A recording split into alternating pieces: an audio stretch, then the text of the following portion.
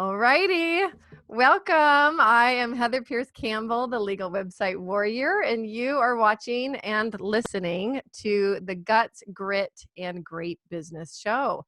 Thanks so much for joining us today. I am so excited about our guests. So I was just telling Laura, we've got Laura Posey here today, and I was just telling Laura that prior to us connecting for a month, I think 3 different emails in my inbox from different people like, hey, you need to know Laura Posey. You need to connect with Laura. And so finally, and of course, the pace of life for me, I've also been telling Laura, has been like normal life on steroids during the time of COVID. And so all the extra things that I normally would have time to go do, like investigate Laura, got pushed to the side, right? But Laura's here today. We ended up joining in the same, I ended up joining a mastermind, and then we got to connect. And so I'm super excited to have you here. So Laura, you are an internationally recognized speaker, author, and consultant. Laura is known as the simple planning specialist for her unique ability to simply and easily laser focus her clients to get dramatic results. That one thing right there, I mean, to me sounds like $1 million because I feel the opposite of laser focused with 2 small children always in the background. Her simple strategic plan is used by over 2,500 companies from startups to Fortune 100. She's the author of How to Plan Your Entire Year on One Sheet of Paper and co-author with Jack Canfield on Mastering the Art of Success. Laura is a graduate of SUNY at Buffalo and holds an MBA from Virginia Commonwealth University. She is also, as if that's not enough, she's also fluent in German and is currently working on her Spanish. That I love as a former French and Spanish student. When not on stage or with a client, you can find Laura traveling the world, playing golf, practicing the fiddle, or snuggling with her rescue mutt, George, at home in Richmond, Virginia. There's so much I love about your bio, Laura. And when I was on your Facebook page recently, are you also a pilot? Please tell me you're not also a pilot. No, I saw an I image am of you all decked out with the headphones on and and I was riding in a plane. Yes. I was like, if Laura also flies small planes, I'm just gonna lose it. No. I was riding in the back of a vintage plane. That's what that was. Yeah. Oh, hilarious. Well, welcome, Laura. I'm so happy to have you. It's great to be here. Yes. Talk to me about how you got started. I mean, I love the clarity and the simplicity of your message. How did you get started down this path? Where did your career start? We're not going to go all the way back to restaurants and cooking and all that. Oh my gosh, please do, right? Isn't part of this conversation? Oh gosh, yeah. So, all right. So, I grew up, my grandfather had a restaurant. So I grew up in the back end of a restaurant and, working my way through school. Restaurants were just an easy place to get a job. And, I waitressed and bus tables. And then I ended up in the kitchen and I was living in Santa Fe, New Mexico. And this guy that I went to for a job interview, and I said, look, I don't really know how to cook, but here's what I know about food. If it's beautiful, that's half the battle. And he said, you're exactly right. I'll teach you to cook. And so he took me under his wing and taught me how to cook in a restaurant. And I ended up doing that for a number of years. When I moved to Virginia, the only cooking job I could get, actually the best cooking job I could get, was managing a Little Caesars franchise. And it was actually one of the best business educations I could have ever gotten because, franchises are so tight. Their systems and processes are just dialed in. And I learned so much about the systems of a business. I learned about labor planning and inventory management and all these things I just never would have learned otherwise. They just kind of threw me in and said, hey, here's how you run a business full of teenagers, right? Which was just insane. We do $50,000, $60,000 on a Friday night with a bunch of teenagers. It was nuts.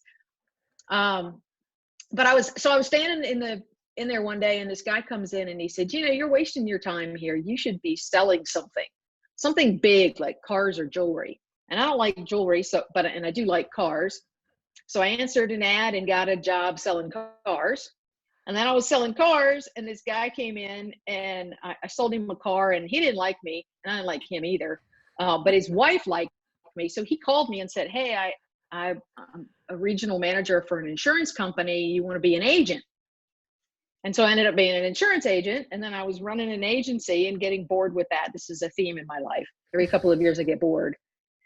And they said, hey, what do you think about being a sales manager? And I said, sure, let's do that, right? And that was actually a great gig because I've always been a fan of the 80-20 rule. And so I just applied that to my district. I was managing about 60 agents, about $80 million. And I just said, look, here, top 20% agents, you can have anything you want. Middle 60%, you can talk to my assistant and she'll take care of you. Bottom 20%, leave us both alone. And we made President's Club every year. Everything was great. And we were crushing quota and making a bunch of money. And then they decided to cap our income. So when we got to a certain percentage of quota, they stopped giving us bonuses. And we hit that number generally in about September every year. And so I said, okay, great. Well, if you're going to not pay me, then I'll just stop working in September and I'll come back in January when you want to pay me again. And they didn't think that was a good idea. So I love that. We just couldn't, I'm like, I'm in sales. I need unlimited potential. And you can't tell me that I got to keep selling, but I'm not getting paid on it. That doesn't make sense to me. So we parted ways, and a friend of mine had called and he said, hey, I'm starting a sales training company. Do you want to be partners? And I said, sure, let's go do that. Right. And so it started off as a sales training company with a business partner, and decided a couple of years into it that I really hated sales training. Because I hated working with sales teams. I was back in corporate, right? I was just back in the grind. And I also decided I hated my business partner. He's a really great guy. He's a really terrible businessman. And he just never seemed to understand that, income minus expenses equals profit, and profit is what we get paid. Could never quite understand that equation. And so he'd come in and go, so how much are we getting paid this week? I'm like, I don't know. What'd you sell? I see what you spent because I got the credit card bill. He'd come in and I'd be like, how much are we getting paid? I'm like, well, according to this, you owe us $2,000. So That's you're right. Getting paid negative $2,000. So anyway, ultimately what happened was I ran away from home. I just hit the wall. I was bleeding money. I was angry every day at my business partner. I was getting up and putting on a suit and doing stuff I didn't like doing. And I was just pissed off all the time. So I hopped on a plane and went to Sedona, Arizona, right after Christmas one year. And I was like, I'm going to go to this spiritual retreat, get my head together. I'm going to go for a hike, and I'm going to figure out how to quit this business. I'm going to figure out how to get out and what I'm going to go do. And while I was there, I was out hiking in the desert, and I thought I was on the trail, and the trail started to go straight up the side of this mountain. And I thought, well, it's a little more than I bargained for, but it's okay. I'm in shape. So I start climbing, and I get up and I get, I don't know, 20, 30 feet off the ground. And I'm like, I can't go any farther. I'm not strong enough to keep doing what I'm doing. I look down, I can't see my handholds and footholds to get back down. So I'm like, okay, I'm just going to die. I'm going to just fall off this thing, and the coyotes are going to get me and the buzzards are going to get me. Nobody knows I'm out here. I got nothing with me, right? It's like, oh my God, how stupid could you be, right? And so I'm like hanging there on this side of this mountain, and I look over and I can see the trail. And apparently the trail turned, and I just wasn't paying attention. And so I was able to scrabble over sideways and get back on the ground and get back on the trail. And I just sat there for a second, and you just have those moments of like, ah! And I suddenly realized this was exactly what I had done with my business. I had gone on this hike. I just gotten up and went, I'm smart. I'm in shape. I can do it. No plan, no map. Didn't look at anything. Just thought, oh, there's a trail. I'll be fine. And I had done the same thing with my business. I had just like, oh, sales training. I know how to do that. Run a business. I know how to do that. And I just blundered into it and no plan, no idea what I wanted to do. So I just recreated the job that I didn't like. So that was the first time I created a strategic plan. Was for me because I needed a map for my business. And I started using it. Everything like changed. I came home, I bought out the business partner, I got rid of the employees, got rid of the building, I totally revamped everything, started doing the stuff I like to do, started working with entrepreneurs, still doing sales training. But then I would start to ask them, I'd say, you know, like, well, what are you trying to build here? Like, you know, you told me you want to grow 20%. Why 20? Like, what's the goal? The big end vision here. And nobody knew. So I was like, well, here, let me take you through this planning thing that I've been doing. And they started just crushing it. Yeah. Like my very first client grew 65% his first year of using his plan. Paid off all his debt, paid off his back taxes, took his wife on a cruise. Like, it was amazing. And so here I am. Oh, well, I mean, there's a couple things. Long story later. No, but it's a great, I mean, there's so much in there. There's so much in that story that I think people can relate to. I mean, one, about how we get ourselves into really hard places, you know, two, what happens when we want to do a certain thing through our business, but we don't know how to run a business. Like we want to go do the thing and we have to learn all this other stuff on the way, right? It's the whole like Michael Gerber stuff. Like you are a technician. If you don't have skills being a manager and a visionary and this other stuff, it, you know, things are going to fall apart in a big way. And I think that sounds like that was a lived reality for you for a while. And I'm curious because part of the conversation that I love and that I really want to bring to people right now is this concept that sometimes when we're in those hardest places, we make the decision that makes us. Right? We make that decision that is the essential decision for us to actually do our best work or create the change that we need to create. And sometimes we don't make those decisions unless we're in that hardest place. So I'm curious your experience of like your first thought around shifting your model from like doing all the things and having things kind of go haywire to like really doing your first strategic planning session with yourself. Yeah. So I think what happens is, you know, as entrepreneurs, we're opportunists, we're opportunity seekers. Like we see opportunity everywhere. I can do this, I can do this, I can do this, I can do this, I can do this. Right. And we just start doing all that stuff. And, you know, we either get too many things going, like we get too many balls in the air and then we start messing stuff up, or we're just half-assing it. You know, it's like, we're just doing a whole bunch of things half well. Right. Or we just get overwhelmed and we shut down. You know, we just start chasing everything, and then we're just like, oh crap, you know, we build this big mess, and then we just decide, oh, I'm not cut out for this. And so then we do what I had planned to do, which was run away and get a job. Right. I was like, okay. Yeah. I was like, apparently I'm not any good at this. I just need to go get another sales job. And right. Yes. No, that conversation, I think so many people can relate to, especially the overwhelm part of that picture. Like, oh, I'm in overwhelm. I just must not be good at this. Yeah.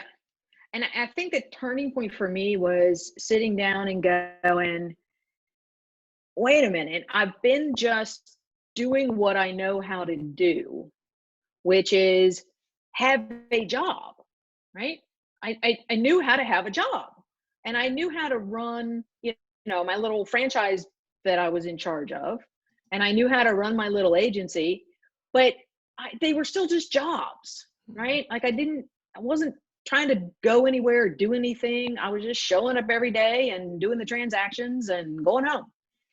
And I wasn't trying to build anything magic. And when I sat down and said, wait a minute, I don't want a job. I don't like working for other people. I don't want to be in that position again where somebody can say, oh, we've changed your money. Like, wait a minute, I'm succeeding and I'm going to get penalized for that? I don't understand how that works. And like, I couldn't understand the logic of that. And so, I have a sister in yeah, sales, and that, I yeah, mean, the number of times she's had to go to bat for like, no, remember, like I'm bringing you sales, you pay me for right, that. Like I'm one of your right, best salespeople. Why would right, you? Yeah, right. Like when I sell, we both win. that's right. That's how that works. And so if you want to pay me just a salary, we call that customer service, and that's not me. Yes. So yeah. So anyway, yeah, I sat down and I was like, doing this really deep thinking and going, what do I want? Like, how do I really want to live? Mm, Um, all things aside, like, what do I want to, I want money freedom, right? Like I want mhm, cash in my bank, but I also want time freedom. I want to be able to come and go as I please. It's one of the things I liked about being in sales. And then I also wanted location freedom. I wanted to be able to work from anywhere. mm, And so I thought, there's nobody's going to hire me and let me have those three things, mm, right? It doesn't matter how much money I make for them. I'm not going to be able to get those three things. I'm going to have to be my own boss mhm, and build a company that I have a job in, mhm, but that gives me those three things. Because I've always been clear that I want to build a company. mhm. I want to build an asset Yes. that I work for that is at some point saleable. Yeah. Yeah. No, and I think there's a big that mindset shift of, am I just creating a new job for myself? Yeah. Especially a job where I'm doing all the things versus building a system or a business that I have a job in, I have a role Yeah. in, but are not the same things. Right. There's a big distinction between those two paths. Yeah. Yeah. So in your work with folks around, like, I love your the simple planning specialist and your one page, uh, the one sheet of paper approach, how to plan your entire year on one sheet of paper. Tell me what the biggest shift is for people. Like when you're taking them through that process, the biggest shift that you see from what they were doing to your Yeah. simplified system. I think the biggest shift is when they understand two things. Mm-hmm. One, the power of the vision, Mm-hmm. right? And understanding. So we make them do a life vision and a life vision Mm, calculation. Like, how do you want to live? And how much money is that going to cost? mhm, And how much freedom do you need? And then let's design a business vision that delivers that, mhm, right? So that we're not painting you into a corner. Um, and when they understand that power of really understanding what they want and getting clear on, here's what I want, here's how much it's going to cost, and here's what I have to build to get that, mhm. that's a big aha moment. And then the second piece is when you have to plan all of that on a single sheet of paper, Yes. there are constraints. Mm, There are severe constraints. You can't say yes to everything. You have to say no to most things. So you have to decide what goals are really important, what activities are really important, what projects are really important.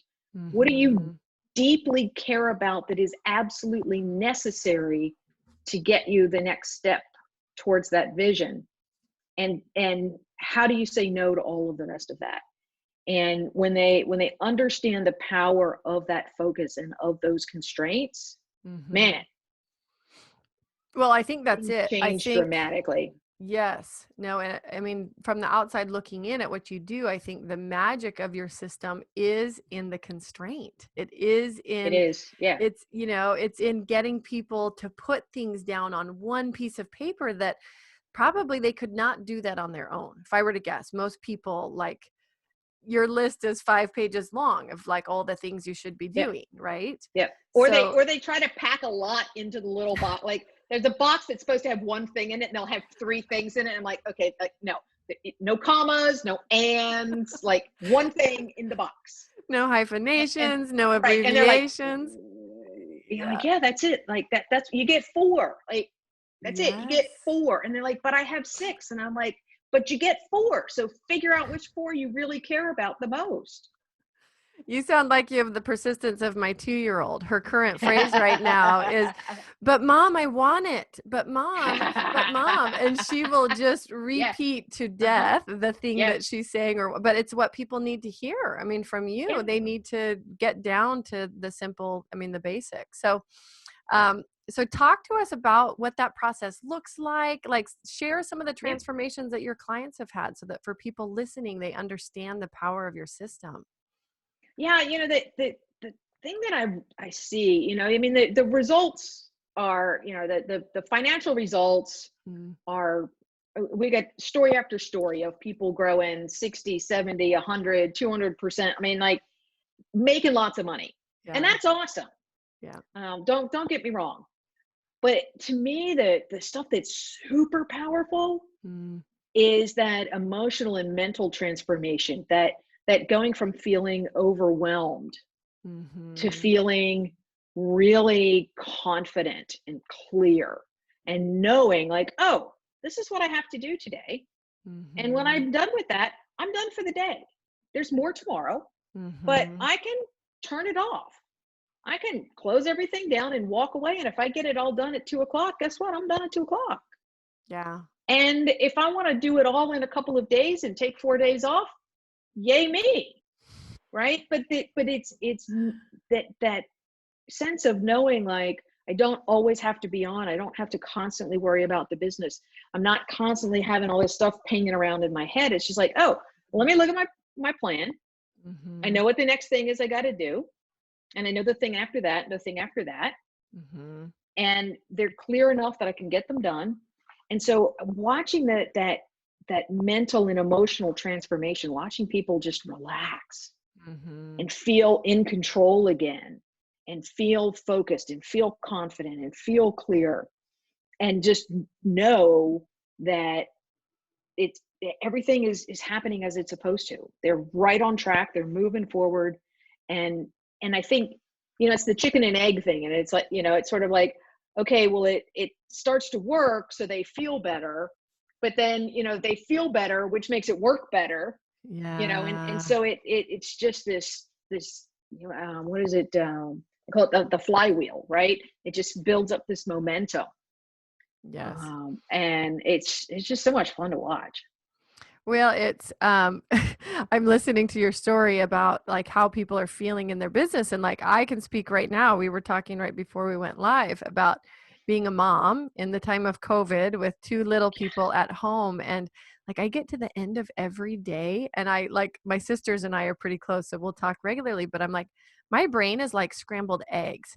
Having to Yeah. split my attention, 49 Oh different yeah. ways and Yeah. all day long. But I think this replicates what a lot of people feel in their business on a Yeah. regular day to day. Yeah. Like you never get to turn it off. You never get to feel complete, Yeah. because of the way that things are going and the way that you're doing things in your business. Really, I think mostly responding to what needs to be done rather than really Right. clearly defining it. Yeah. Absolutely. Like, most people are firefighters. Mhm. It's like a daily game of whack-a-mole. Like, Mhm. email, oh, clients, oh, the phone's ringing, little people need stuff, right?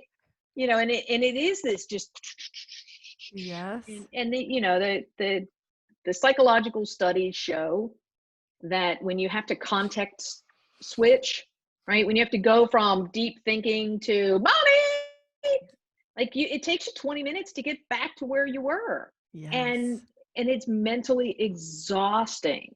Yes. And so if you add to that, having to look at there's 12,000 things that you want to do and figure out, okay, now which one am I going to do now? Mhm. And constantly having to make decisions over and over and over and over all throughout the day, throw some context switching on top of that, and nothing gets done. Yeah. And Yep. one of the things that happens a lot is,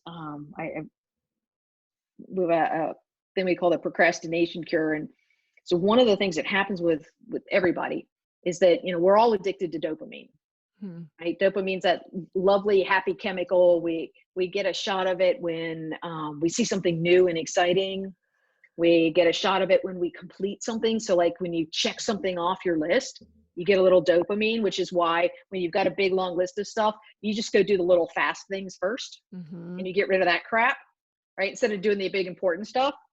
And so, when you hit that overwhelm, your brain is just screaming for dopamine, right? Because we're all junkies, Yep. and we just need a hit. And so it's like you're like this and that and that. And it's like, can I just go to Facebook? Right. And so it's why we go to Facebook, because Facebook gives us novelty, Mm-hmm. right? We just scroll and scroll and scroll, because as we're scrolling and we're seeing new stuff, we're just constantly getting little smacks of dopamine and we're happy, right? It's like a little opium den. I mean, Yeah. Well, and there's that. And I think for sure that's particularly true. What I find about my experience right now is that like Facebook adds to the overwhelm, that like I already feel yeah, like my life is kind of like ping pong or whatever, the yeah, whack-a-mole. And adding Facebook and like on top of it, like yeah, I just want to go outside and like handle a certain percentage of my phone calls like in my yard. yeah, You know what I mean? yeah, So yeah, but even then, like I did that the other day and my daughter yeah. followed me out, found her brother super soaker, and then started like, super soakering me. Ah, I'm sure that's a lovely. verb. Yes, following me Yes, around and yes, yelling, "Mom, don't leave, don't go away." Anyways, but I agree that there are things that we do just yeah, to pacify ourselves, right? In the midst yeah, of overwhelm.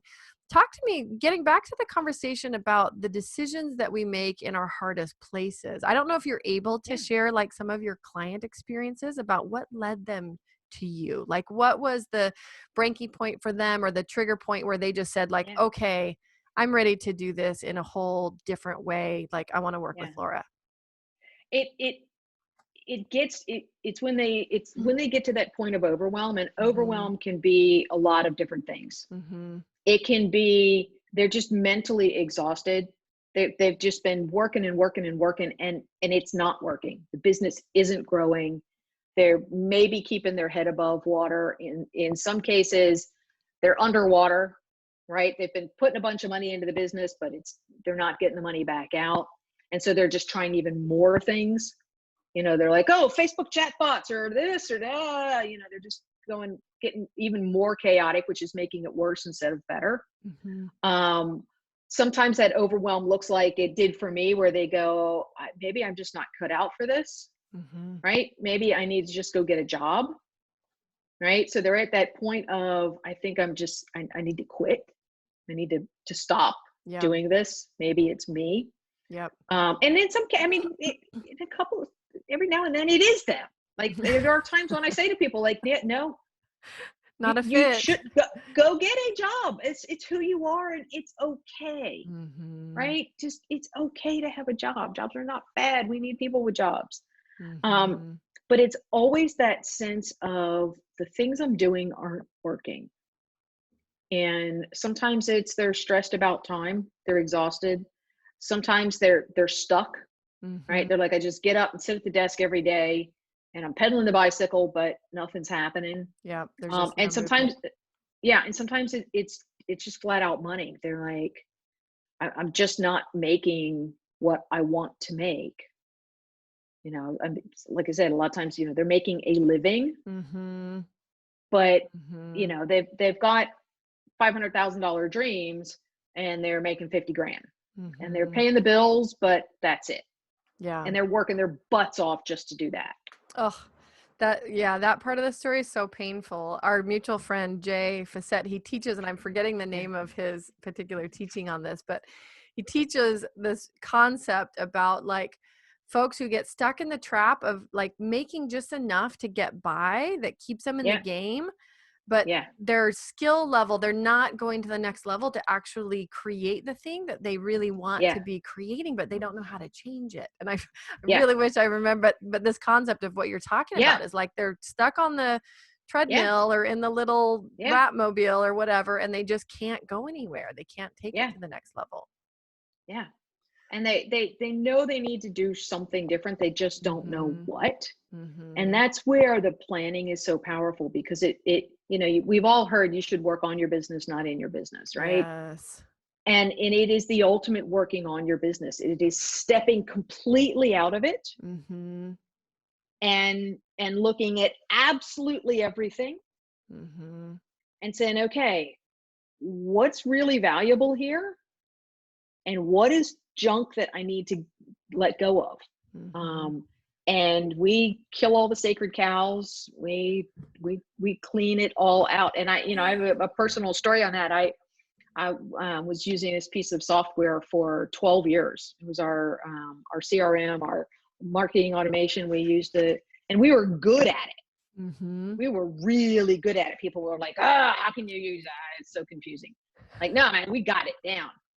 But what I realized was that over those 12 years, we had started bolting on all of these other things to make it do what we needed it to do. And, it's like, oh, we need a membership platform. So now we've got membership software. And oh, then we wanted to use this payment processor. So we need another piece of this. And then we need some different reporting. So we need that, blah, blah, blah, blah, blah. Mm. And I just hit in, but it was always the sacred cow. Right? We just made excuses for it. It was like, oh, well, it's the devil we know. Right? Yes. And I just freaking hit the wall a couple of years ago. I was going through a lot of really hard things personally. My Mm. partner had pancreatic cancer and was Mm. dying, and I was trying to, just my team was running things mostly, but there was stuff they couldn't do. Mm. And I had to go fix something one day, and I went in there and I was just like, this is ridiculous. This is just baling twine and duct tape, and screw it. And so I called my assistant and I said, okay, in the next 30 days, we're moving to something else. I don't know what, I'm going to figure it out, but we are throwing this crap out and we are rebuilding from scratch. So we threw away 10 years or 12 years of marketing campaigns, automation. We rebuilt everything from scratch. Mm. And it's been bliss. That's Right, little amazing. bumps, learning curve, Yeah. bumps in the road, stuff like it. The new stuff doesn't do the thing that this old thing did, and it's like, yeah, but we don't really need to do that. Like Yeah. we used to do that, but it's not necessary. Well, and that concept, I mean, killing the sacred cow, like you sit here, I'm thinking to myself, like, oh my gosh, what are my sacred cow? You know what I mean? What am I hanging on to? Because I just think like there's no alternative, or you work around it, or this is just how it is. And like, I'm sure you've seen It's a lot of sacred cows. Give us a few oh my gosh, yeah, examples of what those look like for people so that for folks listening, they can go, yeah, oh, yeah. So sometimes it's stuff that you're using, it's processes that mhm, you're used to doing that are inefficient and horrible.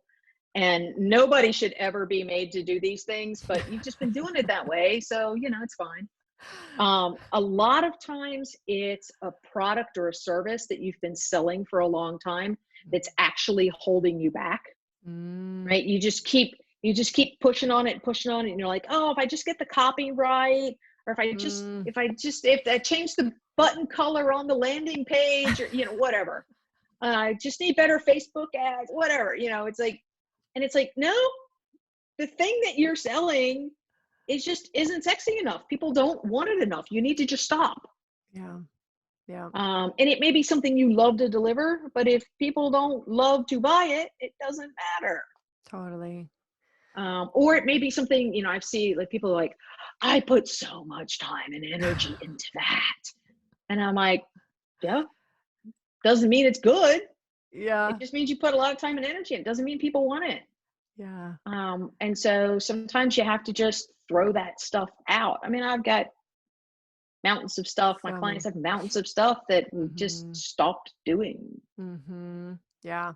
How getting personally over that hurdle of just looking at it one day and being like, "Okay, I'm it. That's done. Like I'm done with it." Yeah, What was it, just the level of frustration? Was it the fact that you had all this other pressure in your life? I mean, yeah, yeah. I mean, it got back to that point. Like you get to those points in your life where it's like mhm. it's suddenly. What did I have a friend who's a therapist. and he called it tolerations. He said, you have Yes. all this stuff that you tolerate. Yes. And then you just get to a point where suddenly, it's the straw that breaks the camel's back, and you're like, I've had enough. I can't anymore. And all those tolerations have to go away. Mm. And, sometimes it's outside forces that cause that, right? When my partner Mhm. got sick, like we didn't see that coming, but Mm. it just, everything got hyper focused really Mhm. fast. Like there Mhm. just was no space for bullshit, Mm. And I just right? want to Like there's just, acknowledge, yeah, that I'm yeah, so sorry to hear that. And yeah.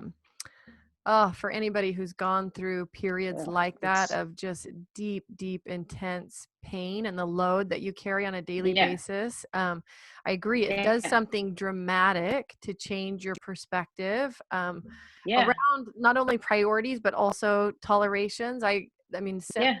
different experience, but much younger. When I was in law school, my Mhm. mom was diagnosed with terminal brain cancer and passed away 10 months later. And similarly, like suddenly law school, suddenly everything Yeah, that was happening like took a back seat, and like yeah, life and my mom and this precious yeah, time we had took a front seat, and everything else was yeah. like off the radar. No, yeah, yeah. And anything that, I mean, it's like your bullshit meter gets turned on high, right? And it's like you just suddenly see all this stuff, like that doesn't matter, that doesn't matter, that doesn't matter, that doesn't matter. Like, and like I just saw that stuff going on in my business and going, this is ridiculous. Yeah.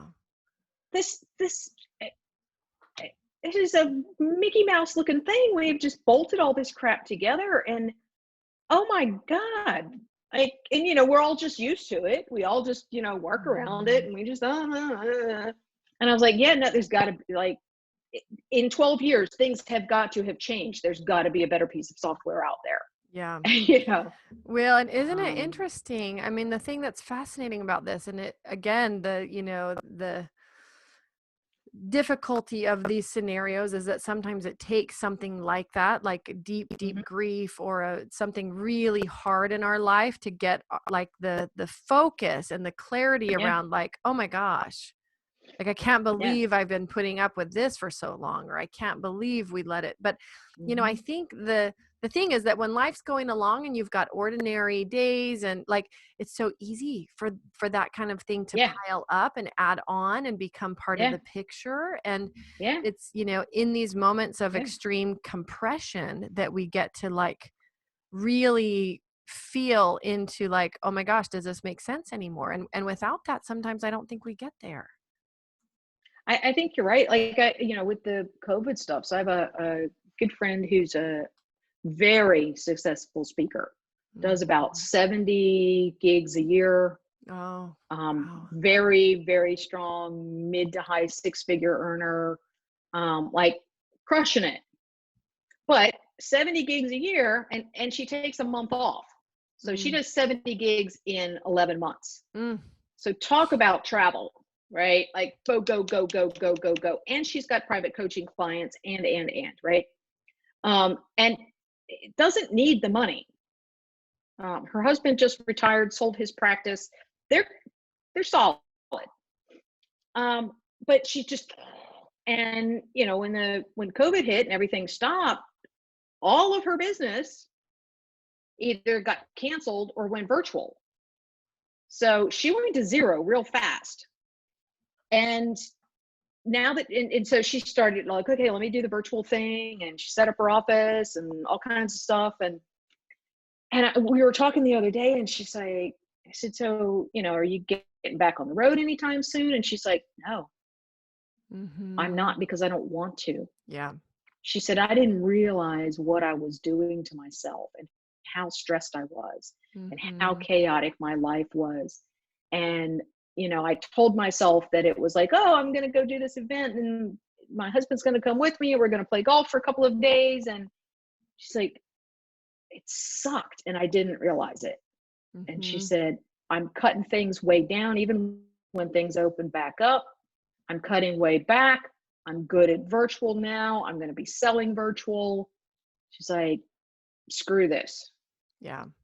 Yeah, no, I think that experience. So I'm part of another mastermind, and we're probably 6 months in, and it was designed to be about a 6 month mastermind. Hmm. Um, it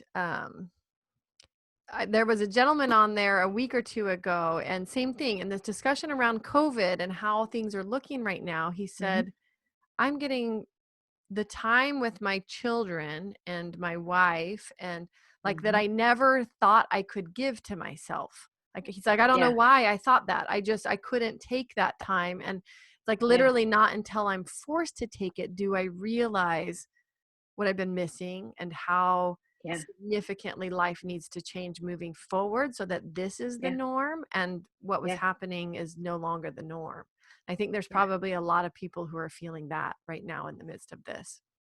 Yeah. And I think it's hard in the absence of some sort of pinch, Mhm. right? Whether it's an external thing or something internal where you just hit the wall and go, I can't anymore, Yeah. right? Or you get sick, right? Because you've just been pedaling too hard. And I, I think until it gets to that point, it is really hard sometimes to make those big sweeping changes. Mhm. Um, it's one of the things that when folks are starting to feel a little antsy or a little overwhelmed and we start talking to them, they end up hiring us to help with their plan because they go, you know what, I don't want to get to that point. I don't want to get to the have to. I'm Mhm. already feeling edgy. Can we do it now? And so we can get that clarity through asking really good questions. Yeah. And just having that outside person looking at stuff going, well, why are you doing that? Why are you doing that? Why are you doing that? I it's funny because I do all these things for my clients. I have to have people do it for me. I have mastermind members. I like you, I belong to another mastermind, and they look at my stuff and go, "What are you doing that for? That's really stupid." Right? And or they'll look at it and say, "That's not in alignment with what you said you wanted to do. Yes. Why are you thinking about that?" Yes. No, and I think that point alone of having, and especially if it's skilled, let's be honest, it should be skilled outside perspective, Yes. right? Yes. There's lots of outside perspectives that we shouldn't be taking in our business. And Yeah. some people do. Like I fight that problem. Being an attorney, I fight that issue of Yeah. somebody going, well, my Uncle Bob, who also practices law, in this area, or, so and so's friend said, do this. So Right. let's be clear, having outside perspective that's skilled outside perspective Yes. on that issue, but there's nothing better. I mean, this point that you make about you needing it as well, I think it's so important for all of us at any level of business to remember, like, that is the pathway forward for going Yeah. from here to there, because we don't come equipped with all the knowledge. We don't come equipped with all the insights. Like, we have to follow the lead of people who have been on that path and are Yeah. on that path a bit ahead of us, right? Or are Yeah. working with people a bit ahead of us so that we know what comes next. And even myself, I've been working on a marketing plan, went through a course with a friend who teaches it, and he gave me an hour of his time, and we did that yesterday. And same thing, this feedback of Yeah. like, well, why are you focusing on that? You need to be doing this, right? And Yeah. having it be one of the things on my list, but not realizing like, oh, this should be the priority. This really Yeah. should be what I'm focusing on. Like, even the gift of that 1 hour, I came away being like, oh my gosh, I had it so wrong. Yeah. Well, we're too close to our own stuff. We're emotionally attached to every decision we've ever made, right? And so we tend to make bad decisions. We sort of pile up bad decision after bad decision, and we just can't see it clearly, right? We Yeah. simply I mean, as human beings, we can't be objective about our own stuff. Yes. It's like, I asked my friends, I come over, I said, look, you guys got to tell me, like, if you walk in my house and it stinks, you need to say something, because I walk in my house every day and it smells like my house. I mean, unless it's a new bad smell, right? Like, Right. oh, garbage needs to go out. I'm never going to notice it. So my closest friends, when they walk in, they go, yeah, you're right. Yeah. But it's Right. the same way with our business. We live in it every day. We cannot be objective about it. We've got Yes. to have somebody come in and sniff around in it and go, yeah, that stinks. I'm sorry, that's just such a good visual metaphor for this. It's absolutely true. And I'm laughing because I know this, I know the feeling of it, especially, oh my gosh, my story of like going through 7 pregnancies to get my 2 children. But the Oh my smell God. analogy for me, though, Yeah. when you're pregnant, oh my gosh, my smelling ability goes like through the roof. And I already have a Yeah. very strong sense of smell, but like, oh my gosh, something stinks, right? And if you Yeah. are disconnected from that, I mean, who knows if you've got Yeah. garbage sitting around in your business if you can't smell it. Yeah. Yeah. Yeah. And you, I mean, you just can't. It's because it's yours, Yeah. right? Like, I mean, we all know you walk into somebody's house and you're like, it's got, every house has a smell. Like you ever walked into somebody's house and you're like, oh my God, it smells like grandma's house in here. Totally. The grandma's house smell. And usually, Right. like, for me, that's actually a really Yeah, fond smell, but right. there's a Yeah. very distinct smell. Yeah. Absolutely. I don't know what it is. It's just grandma's house. Yep. Right. I couldn't define it. Church basement, elementary school.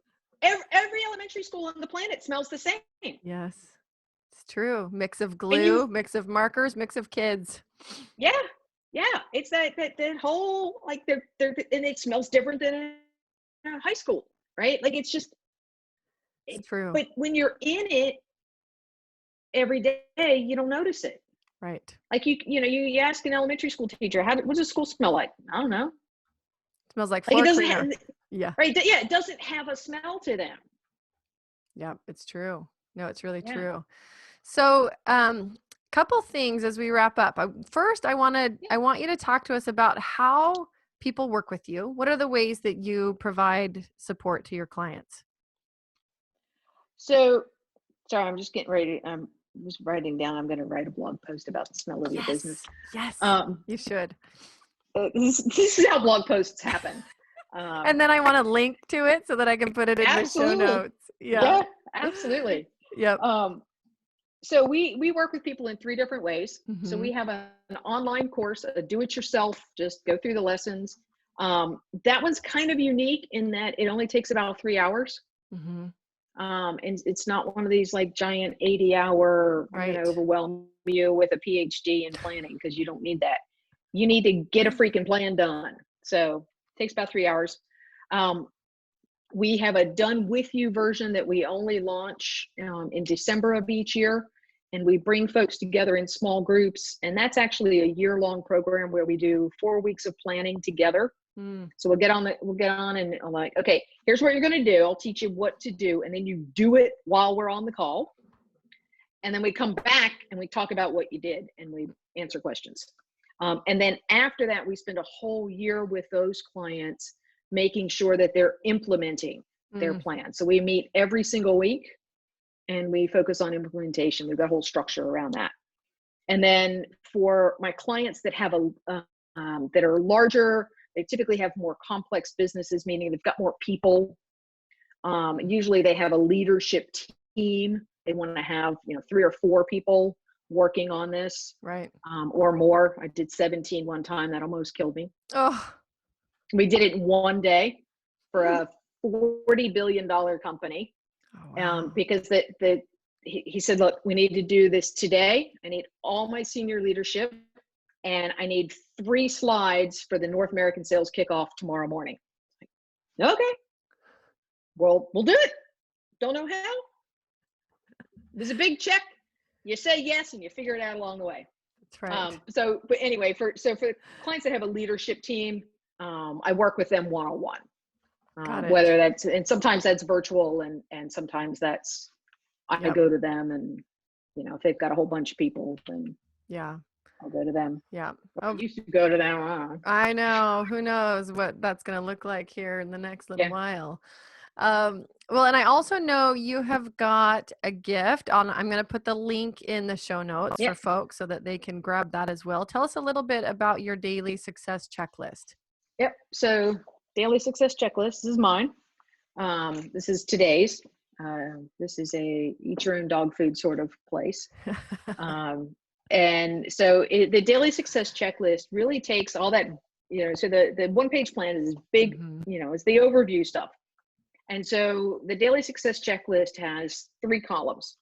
The first column is your success habits. what are the things that you have to do every day to be successful and healthy as a human being, right? So it might be meditating or journaling or exercising, but what are those success habits that you want to get done and make sure that you check those off, right? Like practicing Spanish and practicing the fiddle are on my success habits, as well as journaling and exercising.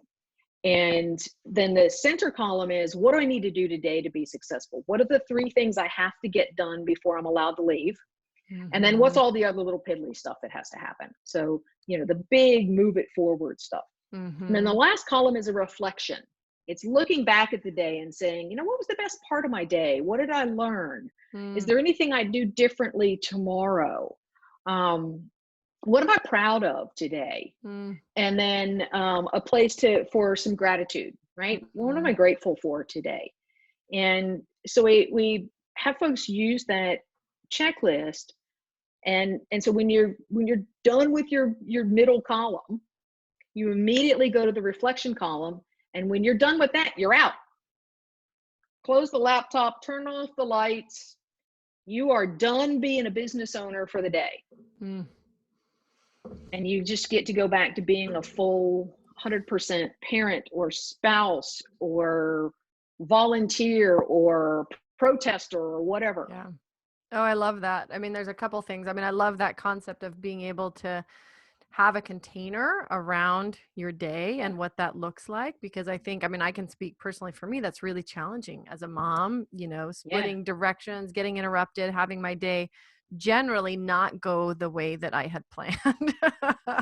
It never feels like you get to turn off, and like the last couple of weeks just to catch up on work, I've been up till like 1, 2, 3 in the morning just trying to do the work.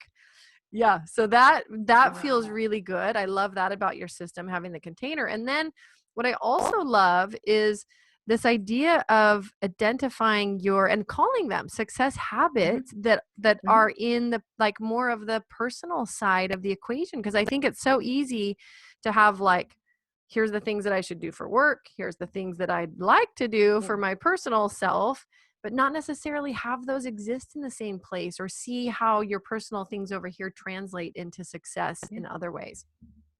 Yeah. I mean, it's what makes you successful as a being. Yeah. And, so maybe it's eating certain foods or taking your vitamins or going for a walk and getting fresh air or getting your hands in the dirt, or maybe it's doing your plan. Like I tell people, when you're first using your daily success checklist, put on there as one of your success habits, doing your checklist, right? And you can check it off every day, right? So I've put that together in a kit. So there's a printable version, there's a fillable version, so you can use it online if you, or on your computer if you want. There's a tutorial video, and there's a sample in there so that you can see, like, here's what it looks like when it's all filled out. Oh, that's amazing. Well, for anybody listening, I want to make sure that you go grab that gift. I mean, that to me sounds like $1 million gift for a lot of people. It can really change the way that they do things. I'm going to go get it. Good. But people should go to Legal Website Warrior /podcast for the show notes to grab that.